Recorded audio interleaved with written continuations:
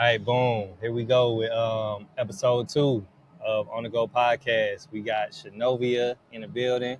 What's going Hey, on? How you feeling? you know what? I'm feeling really good, John. I am just so grateful to be on your platform. I get the pleasure of working with you almost every week, so it's an honor to be on something that's solo like yours. So I'm just Oh, grateful. I appreciate it. I appreciate you, taking the time to come on and everything like that. But yeah, we can jump straight into it. So tell the people, who is Shanovia? What All do you right. do? Tell me, give them the rundown. Okay, so hey everybody, I'm Shanovia Udo, and I am owner and founder of Admire Her Wardrobe Consulting and online clothing store. So I basically do personal shopping and individual wardrobe consulting, and then I also have the pleasure of working in film doing costume design. So Dope, dope. And I just let y'all know right now, she's really dope at what she does. We met through Desi, who I shoot his skits and everything like that. She came on to do wardrobe, and she be killing it, man. She be getting it done for sure. thank you, thank you. Yes, Yeah. definitely enjoy working on set with Desi. Costume design is definitely different from doing normal wardrobing, but they both are basically in the same industry, so I love it. Okay. So since you said that, we can jump right into that. Did you start off with like wardrobe, or did you start off with costume design? Where were Great question. I started off with wardrobing. And I have a company called Admire, and I've been full time for over 5 years, where I style professionals on a day to day, whether it's a keynote speaker or it's someone that is changing their careers, meaning like they are moving up in the company, so they probably were a manager at one point and now like the GM and things of that nature. So they just want to change the wardrobe to match the person they worked so hard to become. So started doing that first, and then I met Al. Our kids go to daycare together, but I met him. We kind of started talking about what we do, and he kind of invited me into the film space just to kind of, get my feet wet, and I fell in love with it. dope, dope. So what was it about like costume design versus like wardrobe that kind of like made you gravitate towards it, or not even versus wardrobe? It's just like the differences, because like you said before, it was they're kind of different fields, but they have their similarities. So, what was Hmm. it about costume design that like drew you in? Oh, so initially, it wasn't really anything that drew me in right away. When he told me about the opportunity, I was like, okay, I'm always down for learning something new or just testing it out. But it's just two different ball games. When you're doing something client based, you're working with one person. When you're on set, you could be working from with one person all the way to 15 to 20 people. So that aspect is different. The whole entire structure of the business is different from the hours. And when you're working with someone solo versus building a character, it's a little different, right? So when I'm working with a one-on-one client, we're kind of talking about like their goals and things of that nature, and I'm helping build a wardrobe that represents them. A character, you kind of have to read the storyline, and the wardrobe has to match each part of that storyline, right? So, like if you have a mom that I'm dressing as a character, if she's just waking up, that matters what I put her on, right? Versus, you know, if she is going to a soccer game. It matters. Hmm. The outfit changes, right? So it's just two different ball games and a different level of detail management on my side when it comes to the two separate forms of being in the industry. So versus personal styling and costuming. So, is 2025 this your first year doing like costume design? So I started, I believe, at the end of 2024. So I have not Okay. gotten a chance to do a whole year yet. I feel like I've been in it for many years just because of the experience that I already have. So I'm Hmm. still a newbie, but I've had a lot of opportunities already within the months that I have been in the industry. That's dope. So when you got that first call, because obviously, like you say, your background is in wardrobe. When you got Hmm. that first call to do like costume design work, what was going through your mind? Like when you set up the first gig, like the night before, and like even leading up to it, what was going through your mind? Honestly, I really didn't know what to expect. My whole thing was I'm a hard worker, and I know what I bring to the table. So I said, I'm just going to bring, show up as myself. I wasn't even worried about the client that I was working with. It was more so like, okay, let me just make sure I have my lined up. Um, and I'm gonna deliver the best way I can. And if it doesn't work out, it's just not for me. I'm a firm believer. What's for me is for me. I done passed that stage of like trying to get approval from other people. It either works or it don't. So for me, I just wanted to make sure I focused on the things I can control, and that's really me. You know what I'm saying? What I bring, what can I do to make sure everything runs smoothly? Other than that, all that, like, what can I do? I can't blame nobody else if my stuff is not in order and you know what I'm saying? Like if it's not in order, I can only blame me. But other people, if the shit fall to the left, that has nothing to do with me. So that's what I focused on. So really the anxiety was just making sure I lined up my understood like the jargon, because the jargon is way different when you work in film. You use everyday lingo when you're talking to regular clients, right? But when you're on set, you got to use the jargon for the film industry. When somebody asks you, do you have something? You're not saying yes, you're saying copy, or somebody asking for like, when is something coming in? It's like, okay, flying in 10. It's a whole different lingo, right? So my whole thing is I just wanted to make sure I look like I belonged in that place. Hmm. That's dope. That's dope. You said something that really stuck out to me. How you were saying like you kind of found a place where you were like you ain't trying to you ain't worried about what anybody else says, and you just doing you, and you worried about your responsibilities and everything like that. Um, could you like speak on that more? Just kind of talk about like how you got to that place, especially shifting from wardrobe to costume design, um, and being able to like just like live in that space So clarify a little bit more, living in that space in what way? of like just owning your space and not worrying about anything else, and you know what I'm saying, just being responsible for what you're responsible for, because I feel like when you're when you're pivoting into like another space that's still like within your realm but it's something new, it can be intimidating, and you can kind of feel overwhelmed, and you can kind of feel like, oh, if I mess this up then like it's over, or whatever it may be. Like, how did you kind of come to that space where shifting over into that realm you just owned up to it, and you just kind of felt like, I'm gonna step into the space, and I'm gonna do this, I'm gonna do what I need to do, and whatever happens, happens. Like that attitude more so. You know what I'm saying? I would say trial and error and experience. I done been through enough things with just like my personal business and just the journey of becoming a wardrobe stylist where things just happen. And if I focus too much on the things that I can't control, then I can't operate on a high level. And that's one of the things I believe that has got me in certain rooms, but kept me in those rooms because I know how to maneuver, right? I don't really fold under pressure. And so I just try to keep a clear mind. I just try to keep a clear mind because the more and more I dwell on what I can't control, everything will just crash, to be honest with you. I mean, you know how it is. You think about one dark thing, you go down a dark tunnel, and next thing you know, everybody plotting against you, and Hmm. you done made a mistake. So I just try not to even do all that, right? And then, like I said, trial and error. I know I didn't put in the work.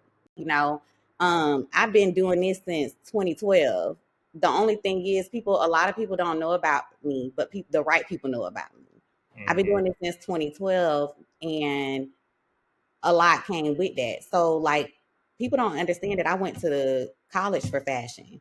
I have a whole bachelor's degree in fashion and retail management, right?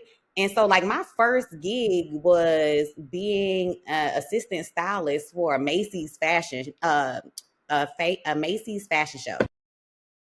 Dope. Hmm. That's dope. And that was something that I mean people would just dream of, right? So I had that opportunity, and then that led me to some other dope opportunities. Like I became a dresser for David's bridal fashion shows, and that allowed me to, be around models and kind of understand how to deal with them and get people dressed very quickly and pay attention to details because you can't miss any of the pieces. and you literally have less than like 2 minutes to put on a whole evening gown with earrings and a shoes. And then you got somebody complaining because a model might be like, I don't want to wear this. Well, if you don't get your ass in this, or you just gonna not be on the show. You know what I'm Yeah. saying? So it was just like, very fast paced environment. So I had to kind of get it together. It's one of those things where when you get thrown into something, you either get with the program or you don't, because you're always, replaceable.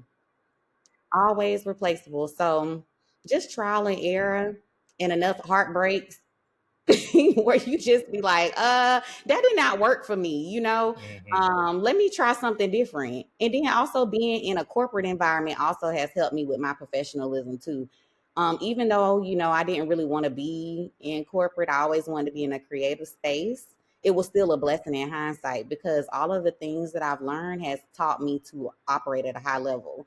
And that's something that separates me from some of the people that I've come across, is because if you don't operate at that level, people really don't want to deal with you. People like to, work with people that they connect with and like and speak the same lingo. A lot of people not really in a place to want to be teaching all the time. They want to Hmm. work with people that kind of got it, which Hmm. sucks, but that's Yeah, yeah. That's part of the industry, because I think people feel like that because there's so much pressure in this industry. So it's like, hey, if I bring you on, you got to keep up. You know what I'm saying? I can only do so much, but you got to do your part. You got to make sure you're Mhm. keeping up too. Okay. No, that's real. That's real. So you said your first gig was a Macy's fashion show. That's what you Hmm. said. Okay, so tell me, what are some things you learned from like even like your first few gigs that still stick with you today? Great question, because I have not even thought about that. It's so funny. God be throwing things at me, and I never really had time to process something. So great question. Oh, continuity is so important. Being organized.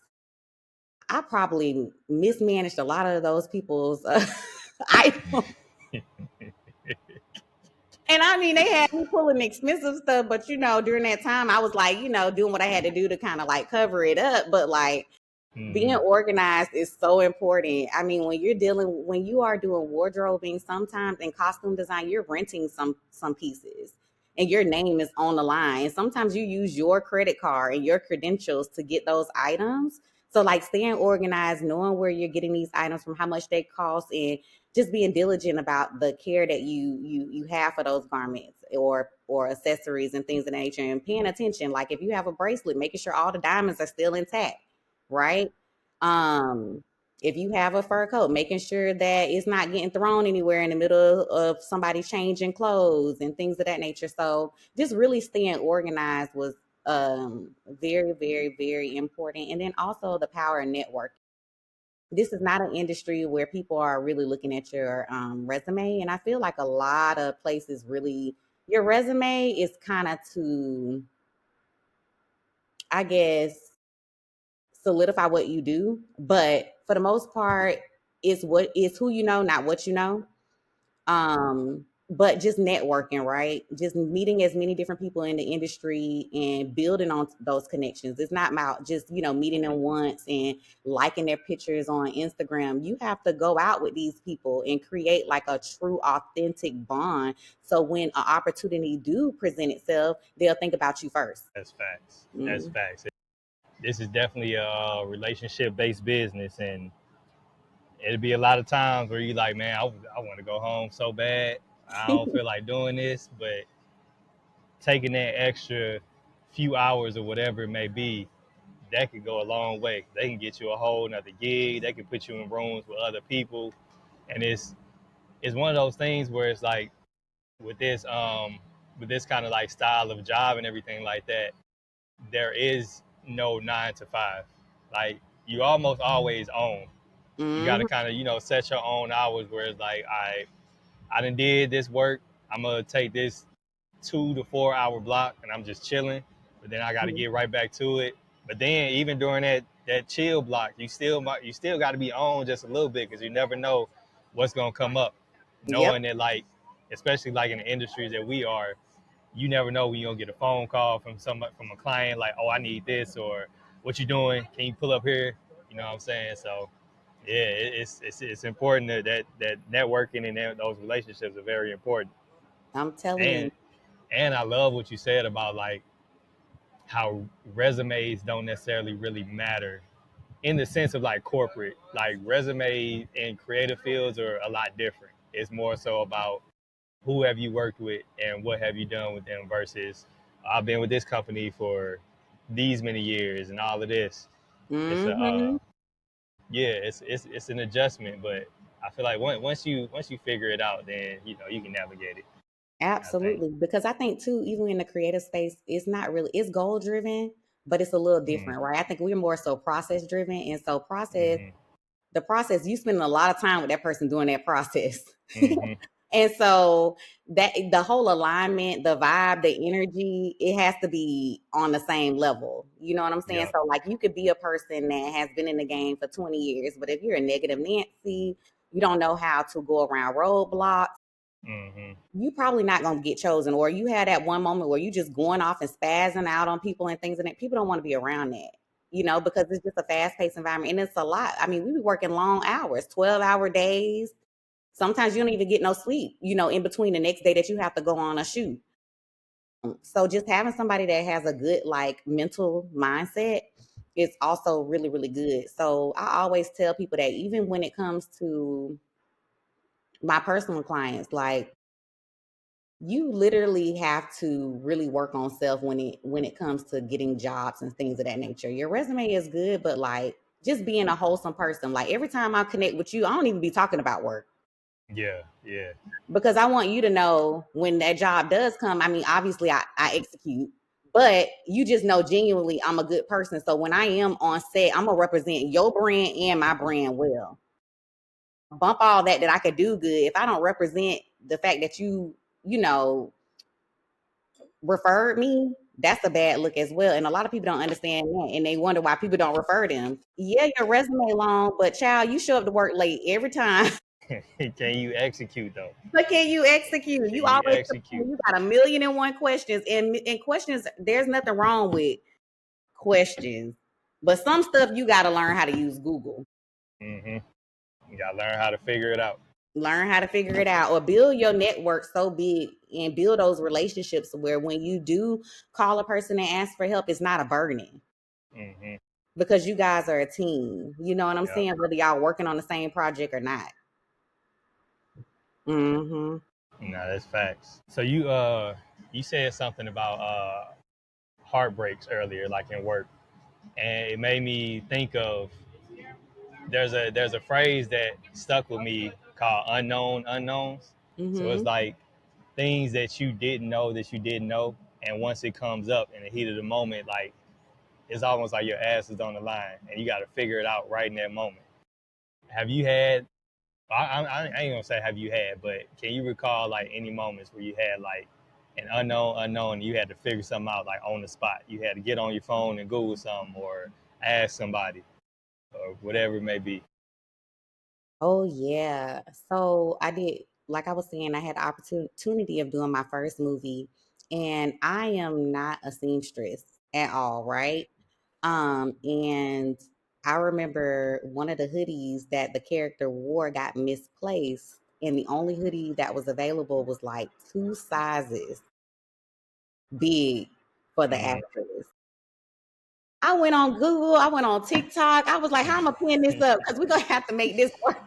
Right, right. You can see me. And it worked out, but I wanted to die on the inside. But the moral of the story is even if you don't think you're gonna use something, if it's something that's part of your industry, take the time to practice Mm-hmm. because life will throw you curveballs. You know Yep. what I'm saying? And then also just don't be a person that just I could have easily like, I don't know how to sew and just kind of like left them hanging. But I was like, no, I have a whole bunch of safety pins, different sizes. We're gonna make this work. And I know people pin clothes. I did know that people pin clothes where it can look seamless, right? And so we was able to make it happen, but I wanted to die. Because first of all, where's this hoodie y'all done took? I know I had the hoodie, where is it at? Right. But I couldn't blame it on nobody because it's still my responsibility. But Hmm. yeah, that was the one time, and I was just like, yo, this is embarrassing. Like, I don't know how to sew. The girl was like, you could just sew it. And I'm like, I don't even got a sewing machine. Right. I mean, yeah, I could, but I Yeah, gotta figure out how to do it. but No, now that's real. but now somebody asked me to hem something. Oh, I got something for that. And I don't even need Hmm. a sewing machine, but I can do it where it's temporary and it will work for the time that we need it for. And we don't have to, make permanent decisions. I learned from that immediately. I had to find a solution because I was like, this is going to happen again. I know it's going to happen again, but next time I'm going to be ready. But you know what? Those moments like that, those are moments that people really don't tell you about. That's that trial and error. You know what I'm saying? That experience. Like I needed that. And there's many more moments I'm going to need so I can add that, to my little book of things that I can do or things to be mentally prepared for, which is also going to, keep making me look good, but have me as a thought leader, right? Or an expert. So in that Yeah, moment, I and wanted to die, but now I'm good. it's that's why it's important to remain a student of the game and just always keep learning because you never know when that knowledge is gonna be needed. You know what I'm saying? You You never know, know when you're gonna need that knowledge, need to pull from it, and that's why I've had a lot of moments where I'm like, man, I have no idea how to fix this in a moment, but everything is on the line and everybody is dependent on me because I'm the video dude, and it's something and I've had to be like the audio dude too. I don't even do audio, but I had to figure out some audio stuff, and it's just knowledge that you put in the bank where it's like you said, next time it comes up, you're gonna be ready. okay, You're gonna have the supplies for it. I done built up all kind of cables and cords that I carry with me that I never know when I'm gonna need it, but it's always good to have. okay, yeah, that kid is important. So yeah, you share. You ask me all these questions. What is the time? Yeah, let's tell the people like where there was a time where there was the unknown unknowns and you had to make it happen. Man, it's been so many times, but I'll recall on some more recent stuff. So like tour stuff, like when we on tour and we had different venues, and I'm obviously like the head video guy. Like we don't have another video person with us, and we had to go to these venues and do sound check and stuff like that. So we have there's like lights that we need to account for. There's checking the audio. There's making sure the sound recorder is hooked up to the soundboard to record like the set, his comedy set. Mm-hmm. Um, he has a walkout video that we play before he comes out. So we need to deliver that to the venue and then make sure that's playing right and the audio is playing right on that. Um, and also, we recently introduced something to our theater shows where there's always like a big screen, like at the theaters behind us. Mm-hmm. And usually there's just a graphic up there, like a picture of Desi and like his name and stuff like that. But after like going to like different shows, like seeing like Martin or Mike Epps or Dave Chappelle and stuff like that, like they have like a camera feed that goes up on the screen where Mm-hmm. when the comedian is talking to a certain person in the front row, the people in the back can't see who he's talking to. So like Mm-hmm. some of that comedy is lost. The people around them they can see, so they're in on the joke. So now we like, okay, we need to be able to project whoever he's talking to up on the screen so the people all the way in the back can see it. So Mm-hmm. that's something that I had to figure out where it wasn't necessarily on the spot, but it was some homework that I had to do. So I was That like, you had okay, to do. yeah, what do I need to feed these two camera feeds because we have two cameras that we record during the show. What I need to get those camera feeds into their system and get it up onto the thing. So it's been nights where I've been on Google just for hours and hours, just like looking it up. Okay, what cord do I need? How do I need to plug it in? Who do I need to like operate it, and how do I, communicate with them? Um, and it was rewarding. Like once I finally figured out, and we finally got to try it out, it Mm-hmm. was like, man, this is so dope. It adds like a whole new element to it. Like we first tried it at the Atlanta show, and Okay. we had some little hiccups here and there, but it worked out for the most part. Like the people in the crowd, they didn't know what was going on, but us behind the scenes, we knew what the hiccups were, and everybody wants the show to be as good as possible. And then we were just recently in Lake Charles, and Mm-hmm. we got it right for the most part, and it was so dope because I could tell the difference because I know his set, so I know like what jokes are gonna hit. I know who, and when I'm filming, I'm watching the crowd, so I get an idea of who's gonna laugh at what. So I have my camera Mm-hmm. ready. So I'm like, okay, I know this person. I've been watching this person for the past 10 minutes, and I know this joke that's gonna come up. I know this person's gonna laugh at it based on what they've been laughing at before. So I set it up, and I get it ready, and get them. And I be on comms with the people that's working the switcher. So I tell them like switch the camera too, and I have it up, and they'll come up on the screen. To be a person that's laughing or a person that he's talking to. Mm-hmm. And I noticed a huge difference in like the laughter because the people in the back could see what was who they were talking to or who he was talking to. So Mm-hmm. like once I told the person to like switch to my camera, the whole energy in the theater switched because they saw exactly who he was They can talking to, see who he and was. they Yeah, could see, they what had I'm the saying, they were visual. in on the joke. Everybody in the back, everybody in the room was in on the joke. So it was very rewarding to see all of that research, come to fruition and work out. Um, But so you're yeah, also it was. being a critical thinker and a creative as well. You get what I'm saying? Like you're not Facts. just Yeah. shooting, you're coming up with ideas and you are also increasing the value of the show.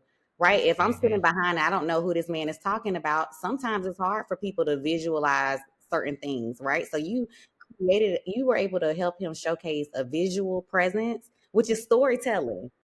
That's what Yeah. we both do is all storytelling. So that matters. Yeah. So that's Exactly. super dope. That's Yeah. dope. Yeah. It was fun. It just always makes me. It always brings me back to in moments like that where it's like, oh man, it's stressful. Everything is like on the line at that moment. It also kind of gives you a rush because it's like this is what I signed up for. You know what I'm saying? Mhm. I'm here for a reason. I asked to be in this position, and this is what it comes with. So it's also kind of like a rush. Like if you keep the right mindset, you know what I'm saying? It just Mhm. yeah, it's an adrenaline rush for me. Um, and it also it also helps that like I think it's important for people to like practice gratitude. Mm. You know what I'm saying? And Mhm. especially when things get hard, when things get stressful, the long days, and you've been on set 4 days in a row, 12-hour days, and you dead tired, and you like, man, I do not, I ain't got no sleep. I don't feel like getting up the next day, but it's like not getting up the next. I always feel like getting up the next day. I don't feel like getting up at the crack of dawn the next day. Mhm. When you practice gratitude, it kind of reshifts your mindset. It's like I don't have to do this. I get to do this. Mhm. It's 1,000 people that would love to be in my position, and it's 10,000 people that if I slip up, they can They replace me. ready. Yeah, they ready. So it's like, man, let me be happy for this much stressful as it is. Let me be happy that I'm here in this moment because, like I said before, I asked for it. And it's Right. like, be careful what you ask for because you just might get it, and you better be ready for it. Yeah. And that stress don't last, for a long time anyways, Yeah, yeah, right? It just be for fact. the moment, but also too I feel like a little bit of that stress keeps us pushing. Mm-hmm. Like I feel like if it wasn't really stressful, would we really operate in the Nah, way that's that real. we're supposed to? It's kind of like just knowing that that belt is waiting for you if you act up. Nah, for sure, for sure. That's a good analogy. That's a great analogy. So That's yeah, I funny. get it. Yeah, Yeah. Nah, that gratitude is big. it is Um, so big, and it's so difficult to even like we saying the gratitude thing as if it's just so easy to come out, but like it is something that you have to just recenter yourself to keep you focused mm-hmm, because mm-hmm, everything could be taken away from you. This stuff is not mm-hmm. permanent. Yep, yep. Like I've seen my life drastically change in different parts and years of my life. Mm-hmm. And when you have something really good, you do have to just give God thanks and then also humble yourself. You know, Mm-hmm. it's nobody else's job to humble you, but humble yourself about, where you are, and then Mm-hmm. show yourself grace. You may not be where you truly want to be, but appreciate the journey that it's taking you on, because that journey will always end up somewhere like magical that you never thought. And the whole time it was preparing you for that moment. The whole entire time. Yep. Like, it's wild to think about it. Like, when I think about the whole fashion industry. So how I just got into fashion overall, like even learned about the fashion industry, because I'm from Tallahassee, and you don't know anybody like fashion gurus from Tallahassee, but I can say we could dress the Tallahassee, don't get it twisted. But we don't have any real, like, fashion moguls and things of that nature. But I'll never forget, it was the summer. I had graduated from high school, and I didn't start college right away, so I was already behind. And I was like, I got to do something. And nothing really just stood out to me. And I was watching that whole summer, I was watching a show called Laguna Beach. Have you ever heard of Mm-hmm. Laguna Beach? Or like The Yeah. Yeah. I Hills? heard of it. Yep. Huh? And so, it's based out of California, but one of the characters on there, her name is Lauren Conrad, and she went to school for fashion. And when she graduated, she had like an internship with Kelly Catron, which was a big PR firm in California. And then she had an internship at Teen Vogue. And I was just so amazed by the culture of the industry. It was very fast paced. They were going to events. It was cameras everywhere. It was just so fabulous. It was everything I wanted to do.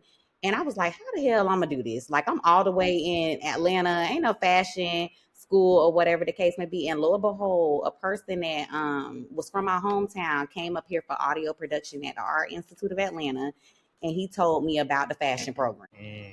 Yep, got into the That's fashion dope. program, and then it was pretty much up from there. Up from there. And so then when it was time for me to graduate, I was actually supposed to start like working in a film, and basically read this whole script that was over 200 pages, made looks for all the characters, just to find out that it got canceled. Damn. Right. So then I had to work at Ann Taylor, and I'm like, I didn't paid all this money to go to school. I got to work at a retail company. Like, this is some bull crap, right? But the whole time I was there, it taught me how to be professional, be on time, time management. Taught taught me how to deal with people that are on a high level. So now I'm working with celebrities, but these people, to me, they were on a higher level to me. They were executive women. They were very polished. They spoke very well, very articulate. And then that wasn't that many people around in my circle. Like, my aunts and them, they're very smart, but like, that was all I had. I didn't have just like a whole bunch of people around me wearing suits and speaking a certain Mm-hmm. type of way and living a certain lifestyle. And so being there, I used to be like, oh my God, these long hours, I'm not getting paid. I learned how to connect with these people on a different level. I learned how to style different body types, whether you was plus size, petite, or regular size. And all of those Mm-hmm. things now I am using to this day. Yep. It's Yep. wild how things happen, right? And even though I was complaining about working at Ann Taylor because the movie I was supposed to work at, it got canceled, but I was not ready. I was not ready. Them people would have Mm. fired my ass on the first day. I'm telling you. They would have been like, get her out of here. You to the director, you're not even supposed to, like, there's levels. I was there, they would have been like, oh, you know how some people, they'd be like, bless your heart. I would have been getting that bless your heart the whole time. You're right. What do they always tell you? God does not give you something that your heart cannot bear. That Mm-hmm. rejection would have ate me alive. Like, I probably Mm. wouldn't be the person I am today had they took me and bit me and chewed me and spit me out like that. God knew I needed to be in the trenches to get the reps in before he threw Yeah. me in with the big dog. And that's so real, and that's something I think a lot of creatives have to learn, because I had to learn that too. Like, you go to school, or even if you don't go to school, like, you have these aspirations and goals that you might Hmm. not be ready for yet. So you might have to go get a part-time job or a corporate job or whatever. Mm-hmm. And you think it's some, but but you have to you have to have you have to discernment and be able to know what you can take from them places, know what you can learn from them places. Like you said, time management, a huge thing that creatives need to learn, no matter what field you're in. Time management, how to deal with people, because you're gonna be dealing with all kind of personalities and types of people and temperaments and whatever it may be. It could be even small, like communication skills, like all of those things you can learn at part-time jobs that have nothing to do with what you want to do. You know what I'm saying? It like at certain points of your life, you might have to get a job because you still got bills. Sure You do. still got to feed yourself. You got to take care of yourself. You got to pay your phone bill, your rent if you're living on your own, like all of that. You still have responsibilities. So this is a message to creators that might be in that place. Like you might not want to work that job right now. That's not what you want to do, but understand that you can still take something from that. You can still learn from it and look at it. This is something I heard before that really like shifted my perspective on like working jobs that have nothing to do with your field. Mm-hmm. Your job, you have to look at it like almost like an investor. Like like your job is an investor in your craft. So like Mm-hmm. after your bills are paid and everything like that, whatever money is left, that's almost like crowdfunding for your project. If you got a short film you want to do, if you got a photo shoot you want to do, if you got some styling you want to do, your job is funding that. And if you look at it in that aspect, it shifts like it shifts the way you look at things, like how you can appreciate that job, because now you have funding, you have money to go get those clothes that you want to style a photo shoot for, or you have money to pay a PA or something like that to, Mm-hmm. to help, help with your job or help with the shoot or whatever it may be. You got money to get that camera. You got money to rent that studio. You know what I'm Right. saying? You have money you're building money to fund your dreams. So when you invested in that, now you have a proof of concept. So while you stacking your money and taking care of your bills and stuff like that, you're also doing these projects. Now you're building a resume. So once you're ready to step out into that world and show people, like you can show them, this is what I can do. And I did this on my own. I did this with my own money. I learned how to do it. I put the time in to learn how to put this, and this together. And you building certain skills, even outside of your job, you building certain skills of learning how to do stuff on your own. And Mm-hmm. that makes you 10 times better than anybody else. If you can pull resources together on your own and put some dope together, you made yourself that much more valuable to whoever you're going after, because they don't have to look outside of you. You know how Mm-hmm. you know how to do these three things right here. You know Yep. how to you know how to yeah you know how to do it. So they ain't got to look nowhere else. And you Yeah. have you have a resume to show for it. You got these projects to show for it. So that's for whoever out there that's at that stage in their journey. Like, hey, Absolutely. And honestly, it's actually the best part of the journey.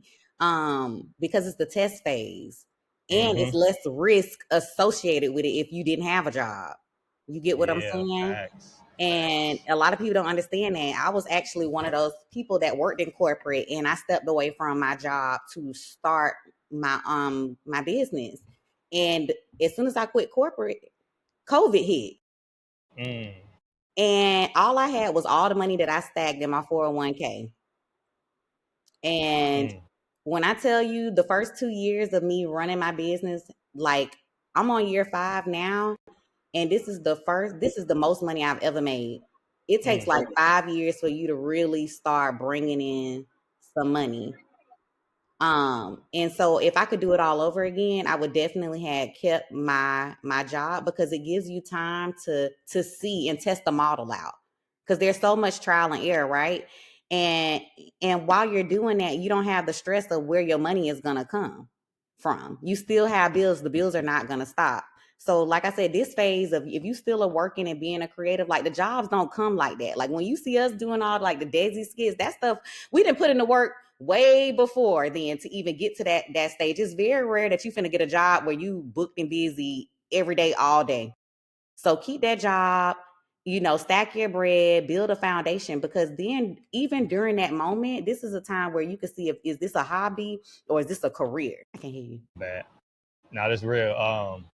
And then also that helps with your time management, because at that point, if you got your stuff taken care of, it's really just managing your time at that point. You do your hours, do your job, all of that, and now you got your stuff taken care of. You got whatever you need paid for, and now you just got to manage the time to do the extra stuff. And that's Mm-hmm. that's really probably one of the easiest parts of it, when you at that field, is just like managing that time, and just making sure you can get it done. Yeah, and if it's really for you, you're gonna have the energy anyways. I know it's Exactly. hard to process. You're like, oh, I need all this time. No, you don't. I'm telling you, if it's really for you, the whole time you'll be counting down the clock. It's kind of like you getting ready for the club or getting ready for vacation. You know what I'm saying? Facts. Like even if you going on vacation after you done worked 11 hours, you still gonna be excited. And you're gonna Hmm. push through to pack that bag and get to that airport port. So you will do the exact same thing for your career. It's the exact same thing. But I used to think like, no, I need all this time. No, you don't, because the whole entire time you're just sitting there, just testing out random things that don't really even work.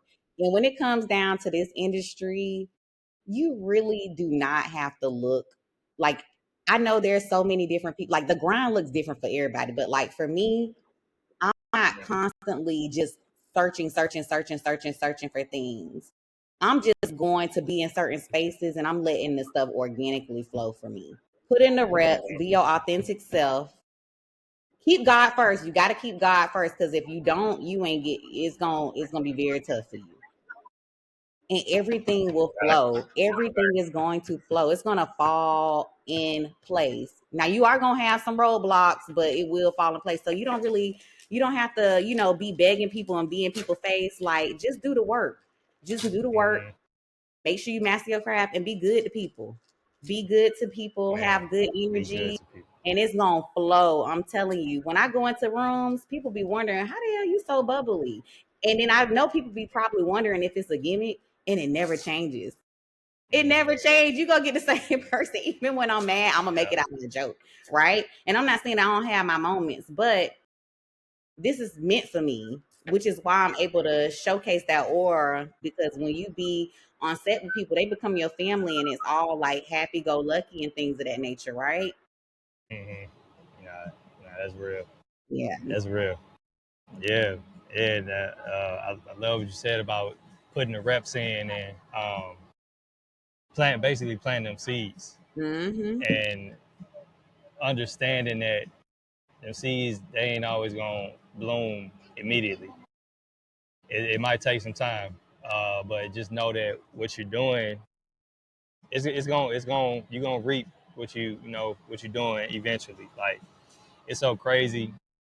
I got connected with Desi Mm-hmm. through somebody that I met in 2015 when I was still living in St. Louis. Before I even knew who Desi was, like, his one of his old managers. So this was crazy. One of his old managers, he used to manage a visual artist. She does like illustrations and stuff like that. And my homies back in St. Louis, like, I was, we had this like kind of like art collective or whatever. Everybody was like into doing whatever they was doing, and they Mm-hmm. would tell me about this artist all the time. She tells me how dope she is, and I went to check her out, and like her work was really dope. And I saw that she was like on an art tour, so she's Mm-hmm. basically doing like art showcases in different cities and stuff like that. Okay. And she was doing something at A3C in Atlanta, and I had happened to be brought on as like a BTS photographer for the event that same year. Mm-hmm. I can't even remember how I got that.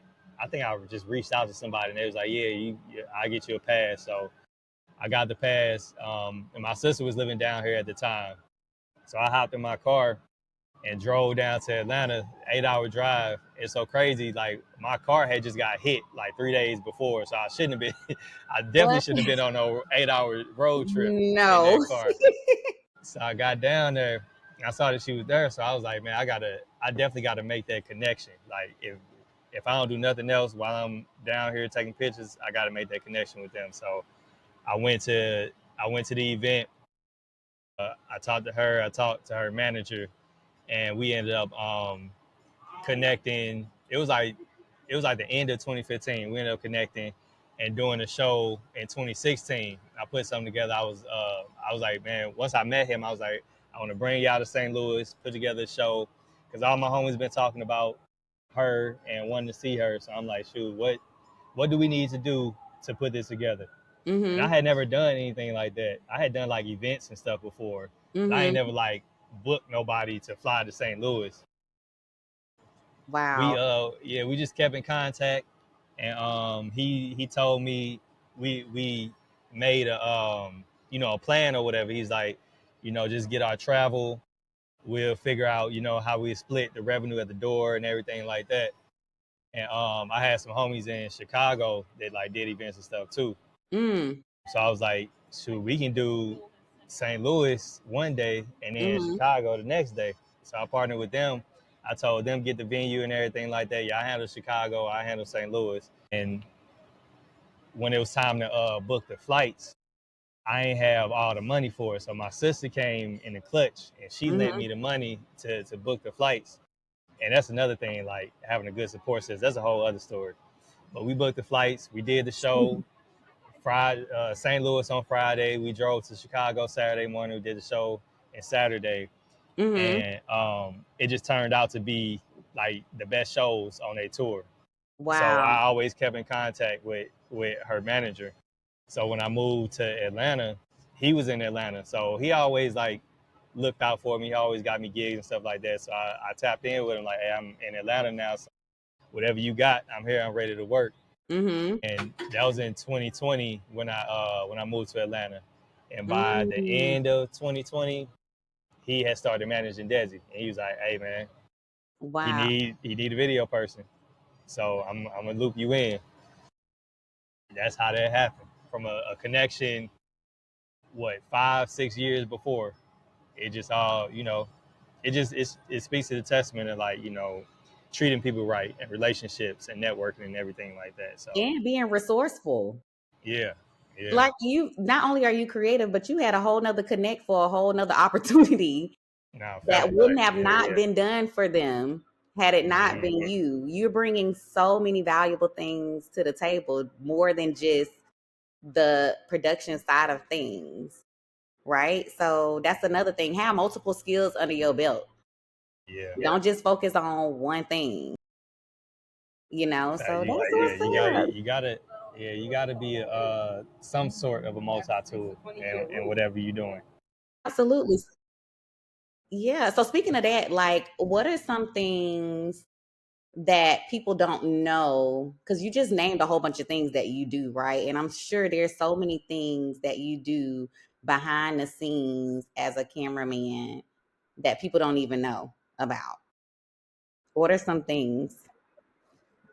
Man, I do a lot. Kind of go back to what we was talking about with tour stuff. So I done had to learn like my first thing that I got into was like photography, then that transitioned to videography, and from just like over the years, just like picking up different skills, like learning how to record sound and learning how to like when I'm editing, how to like mix that sound or like how to edit, even like how to edit. That's actually what I started doing before I picked up the camera. I was editing. Mm. So yeah, and then going into like when I started going on the road, like learning more like live production stuff, like technical stuff. What like I was talking about before, what's needed to route this sound into this sound recorder. How do I get Mhm. the best sound? What cables do I need? What do I need to tell the people at the venue? Like it's got to a point where it's like our team is so good. We go into the venue, we tell them, hey, this is what we need. Like have it set up Mhm. when we get there. Once we get there, we test it, make sure everything good, and it's a go. So like I would say live production skills is something people probably don't know that I have, like outside of just like videography and video production itself. So yeah, Mhm. just picking that stuff up and yeah, So what are some yeah, live things you video have to do production. to prep though before, like, say with a Desi skit? What are some things you have to do to prep? Because we know it's not you just coming on set and press and play. Um, Knowing the story and like since I've worked with him for so long, I know his comedy and I know what the punches are gonna be, and I have an idea like what the angles are gonna be, what I'm gonna need to get. So really, just knowing the story, knowing the characters, knowing what we're gonna shoot first, blocking the scene out so I know like where I need to be to capture the right moment, capture the comedy and stuff like that. Um, yeah, I say that. So yeah, mostly just like knowing the story and the characters. That's a big thing for me. It's a big thing. I don't think people understand when you reading a script, you have to really know the client that you're dealing with because you can read Hmm. it just like reading a text message. Hmm. You don't know if a person got an attitude or not if you don't really know them like that.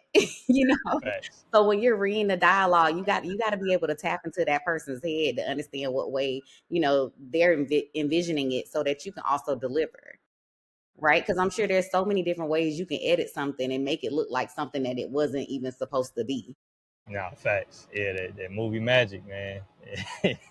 That happens a lot. It's a lot of pivoting that goes into like what we do. Like you can always have something planned out or have a plan, but you also have to leave room to shift and pivot because you never know what's gonna happen. Like you said with the hoodie story, Hmm. some garments are missing, or maybe there's some miscommunication on what's needed, and there's something that wasn't picked up for the shoot. So it's like, okay, what do we have already that we can make something out of, or what can we do to still get this joke across or get this story across that wasn't necessarily in the original plan. So pivoting, I think that's a huge thing too. You gotta be able to be light on your toes and be able to move. And be prepared. You have to be prepared. A lot of people don't know when it comes to wardrobing, you have to bring not only the items that you source, but you have to have extra inventory, and that may not be accounted for in the budget. So you should already have a separate inventory of items that you have accumulated over months and years so that you can bring it. But in order to know what to bring, because you can't just pack up the entire your whole entire closet or inventory or whatever, your warehouse. You can't just bring all of that stuff, right? So that's why it's very detrimental to the role to read the script. Read the script in, and you're like, okay, so I got maybe 5 background people and they're gonna play XYZ. Okay, I'm gonna tell them to bring this, but because you cannot put your trust in people that you don't know, let me bring some extra stuff. Okay, Facts. yeah, I told you to bring a sexy dress, but are you gonna have the right kind of bra? Let me, because some people come with sports bras. Let me go get a half bra for this girl, right? Or you got on, some grandma panties. Let me go get these no shows for you. Like, have those things in stock, and those things actually make a difference when you're doing wardrobe. But a lot of people, when it comes to wardrobing, I don't feel like we get respected enough. And it's not saying by the people that we work with, it's just that a lot of people get confused about like what we do. Hmm. So, like, to piggyback off the question I asked you, like, what are some of the things that I feel like people don't know that we do? So, number one, we don't just shop. That's like towards the ending part.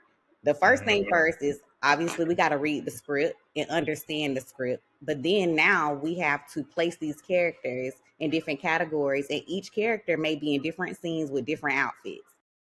And that can be night and day. And night and day matters because the outfit might change, right? So they can't have the same outfit on. So that's something that you have to like note. That's one thing. Also dealing with budgets. Not everybody has a big budget. But sometimes people don't have a big budget, but they got big taste. So what are you gonna do? And that's when you have to put on your thinking cap, and that's where you have to be resourceful, right? But also have that eye where you can make something look expensive that's not, right? Or you have to show the creative side of you where you have to create something like, okay, for example, when Unc skit, that's one of my favorite characters that I got a chance to help create because people don't understand the work that went into that. First of all, those items that he was wearing was brand new items. So no dirt, no nothing on there. And I had to legit go outside and really rough up those clothes. Um, like I said, I'm new to the industry. They have dirt kits and all that stuff, but we weren't there yet. So we had to make it work. And so I'm out there with a scrubber that cleans the grill, and I'm like, okay, let me scrub this. You know, I'm using drills to cut holes to make it look authentic. I'm outside crushing up dirt, mixing up water. And I had this whole idea in my head. I was like, okay, well, it looked like it just got dirty. So let me, kind of wash it to make sure like it just looked like old stains. Mm-hmm. I washed it and everything came off the like everything. I was like, oh my God, I got a good washing machine. Like what? Everything literally went off of the clothes. And I was like, okay, I had to start up from scratch. But then in real time, we're on set and I had to make it look like what it was supposed to look.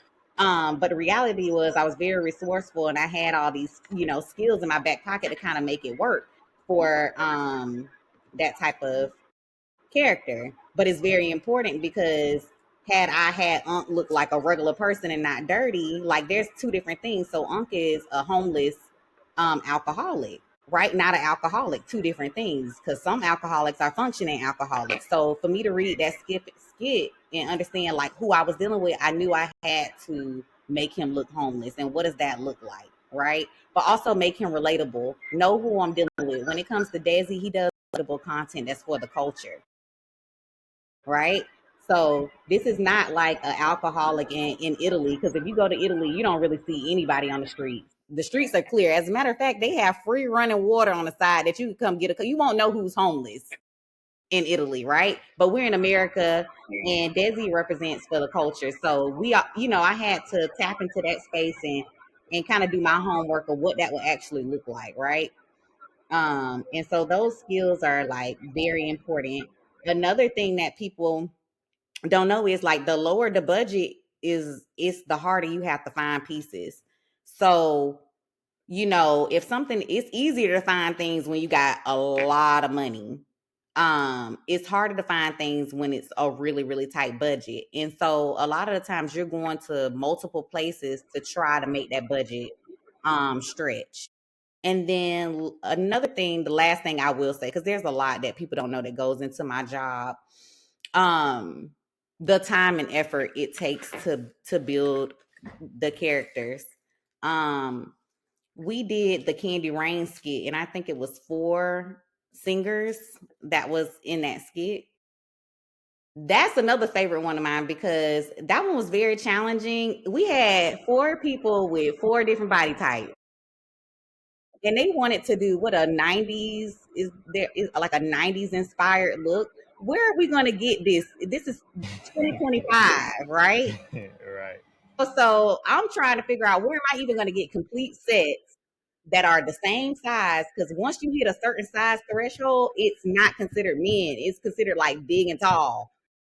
And with women, regular, you got tall and then Missy's. Like it's a lot, right? So, and not every brand is size inclusive. So I had to, like, a lot of the pieces that everybody sees on there, I had to get from over 5 different places. And a lot of, sometimes you don't get the skit till the night before. You get like 24 hours sometimes. So like being resourceful, meaning like having multiple places that you can shop from and like your go-tos, and knowing where you can go. Like you don't have time to be like, well, I think Walmart might have it. No, you kind of need to know.